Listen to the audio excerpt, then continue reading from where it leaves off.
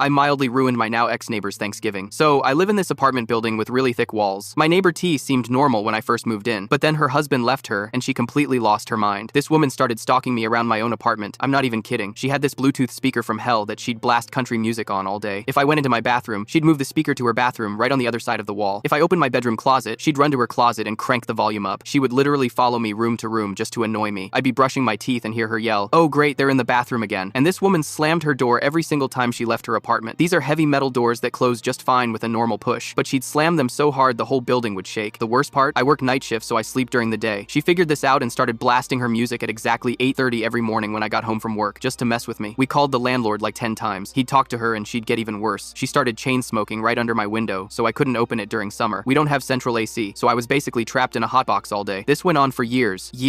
I was losing my mind. Then came Thanksgiving week 2023. I'm at the grocery store at 8 a.m. after my shift, just trying to buy toilet paper and cat food so I can go home and sleep. And guess who's there doing her Thanksgiving shopping? T. She's got like 50 items in her cart: turkey, stuffing, cranberry sauce, the whole feast. I've got maybe 5 things and I just want to go home. She gets to the register right before me and starts unloading everything super slowly, chatting with the cashier about how perfect her turkey looks and how her daughter's gonna love the stuffing, just taking her sweet time while I'm standing there dead on my feet. That's when I notice her debit card on the floor. It had fallen out of her wallet and was sitting right by my feet, half under this candy rack. I look at her. She's still talking about spices or whatever, completely ignoring me, even though she knows I'm behind her. After years of this woman making my life miserable, something just snapped. I stepped forward to put my stuff on the belt and casually kicked her card under the rack, like all the way under. There was maybe half an inch of space under there, so unless you got on your hands and knees, you'd never see it. A few minutes later, she goes to pay and starts digging through her purse. Then she's checking all her pockets. Then she's looking on the floor around the register. She tells the cashier, "I must have left my card at home. Can you hold my groceries? I'll be right back." The cashier moves her cart full of Thanksgiving food to the side. T rushes out. I buy my stuff and finally go home. For the next hour, I'm lying in bed trying to sleep when I hear her through the wall, screaming on the phone with her daughter. "Thanksgiving is ruined. I can't find my card anywhere. The turkey's gonna go bad." She's yelling about how she searched her whole apartment and her car and can't find it. Her daughter needs to come help pay for the groceries or their whole family dinner is destroyed. I asked the cashier the next time I was there. T never came back for those groceries. $50 worth of Thanksgiving food just sitting there until they had to throw it all away. She complained to every neighbor in the building for the next month about how someone must have stolen her card and ruined her holiday. Never figured out it was under that candy rack the whole time. Best part? She moved out 6 months later. When my friend moved into her old apartment, we tested how loud we actually were through these walls. Turns out you can barely hear anything unless you put your ear right up against the wall, which means this crazy woman had been standing there with her ear pressed to the wall, listening to everything we did, just so she could follow us around and blast that stupid music.